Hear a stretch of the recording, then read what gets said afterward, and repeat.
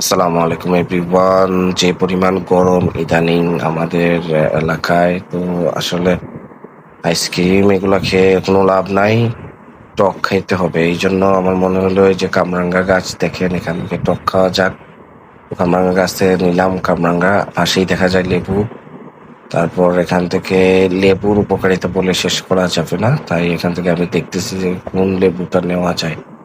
সবগুলাই লাগে ভালো দেখতে, মাসাল্লাহ। এখন আমি চিন্তা করতেছি যেটা পরিপক্ক হয়েছে এরকম কোনো লেবু পাওয়া যায় কিনা। একটা পেয়ে গেলাম, এখান থেকে লেবু নিলাম।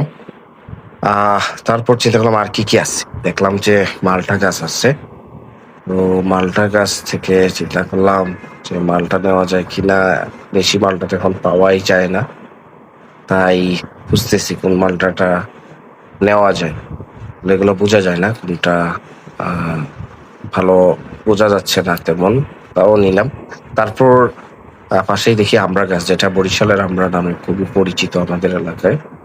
তো এই যে দেখেন, অনেক আমড়া দেখা যাচ্ছে মাসাল্লাহ, কিন্তু এগুলা পাড়া আসলে খুবই কষ্ট। তো তাও পাশ দিয়ে যা পারা যায়। তারপর হচ্ছে এখানে পেঁপে গুলা দেখতে সুন্দর মাসাল্লাহ, কিন্তু পেঁপে পারি নাই, জাস্ট দেখতে সুন্দর লাগছে এই জন্য ভিডিওতে নিলাম। আর এখন দেখবেন আমি কিভাবে কামরাঙ্গা খাইলাম।